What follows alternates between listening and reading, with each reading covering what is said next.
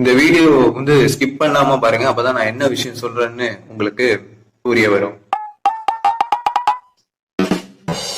Let's start the video with a positive mind. Welcome to the world of Brain Rot Mame. அனைவருக்கும் வணக்கம். நான் உங்கள் Arun Manojkumar and welcome to the world of brain rot மாமே.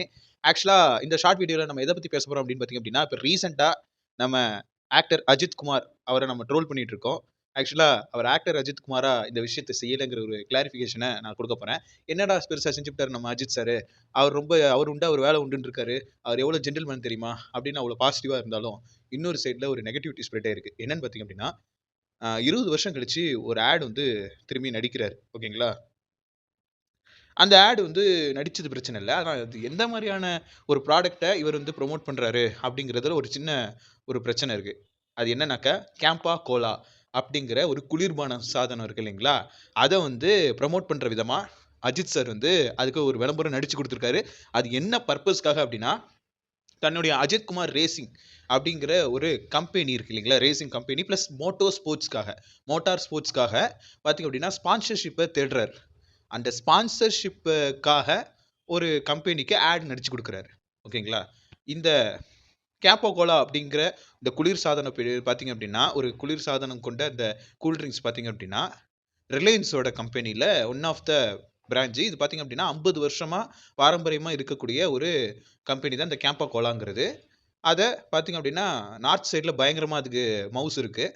அது south சைட்லேயும் கொண்டு வர்றதுக்காக ப்ளஸ் அஜித் சாருடைய அந்த ரேசிங் கம்பெனிக்கு ஒரு ஸ்பான்சர்ஷிப் தேவைப்படணுங்கிற ஒரு பர்பஸ்க்காகவும் அஜித் சார் வந்து இந்த விஷயத்த பண்ணியிருக்காரு. இது இணையத்தில் பல விதமாக பார்த்தீங்க அப்படின்னா ஒரு பேசும் பொருளாகவும் ஒரு விமர்சனம் எழுந்த நிலையில் பார்த்தீங்க அப்படின்னா, ஒரு இன்டர்வியூவில் ரீசெண்டாக அவர் கொடுத்த இன்டர்வியூலே பார்த்தீங்க அப்படின்னா, இந்த மோட்டார் ஸ்போர்ட்ஸ்க்காக டெவலப் பண்ணுறதுக்காக, எனக்கு சொத்து சேர்க்கணும் அப்படிங்கிறதுக்காகலாம் இல்லை, மோட்டார் ஸ்போர்ட்ஸ் நாங்கள் பண்ணுற அஜித் குமார் ரேசிங்கிற கம்பெனிக்கும் அல்லது மோட்டார் ஸ்போர்ட்ஸ்க்கான ஸ்பான்சர்ஷிப்பை நாங்கள் தேடிட்டு இருக்கோம்.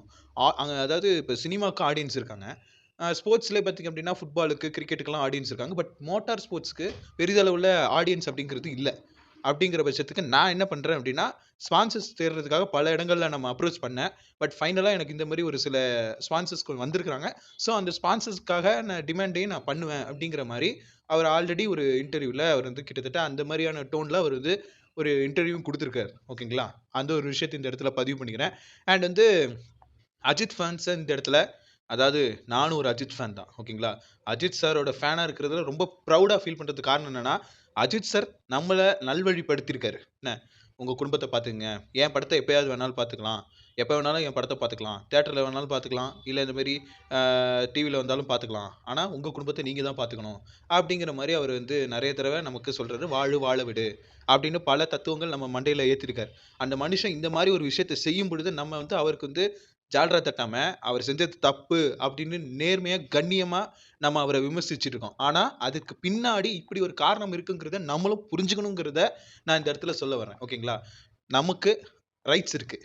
ஏன்னா அஜித் சார் வந்து அவருடைய லைஃப்லேயே அந்த சில தப்பான விஷயத்த ப்ரமோட் பண்ண மாட்டார். ஆனால் இந்த இடத்துல ஏன் ப்ரமோட் பண்ண வேண்டிய நெசசிட்டி என்ன அப்படிங்கிறது தான் நான் இப்போ இவ்வளோ நேரம் உங்களுக்கு எக்ஸ்பிளைன் பண்ணியிருக்கேன்.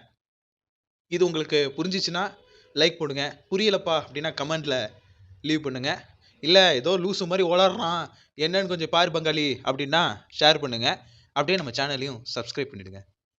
நன்றி, வணக்கம். கைஸ், ஒரு ஆடோட போஸ்டருக்கே இப்படி அதகலப்படுத்துறாங்களே, ஆடாக ரிலீஸ் ஆகி டெலிவிஷன்லேயோ இல்லை சோஷியல் மீடியாலேயும் ஸ்ப்ரெட் ஆனிச்சுன்னா அப்போ நினச்சி பாருங்க, இந்த ஆடை டைரக்ட் பண்ணது வேற யாரும் இல்லை, நம்ம சிறுத்தை சிவா அவர்கள் தான். வரட்டாமே.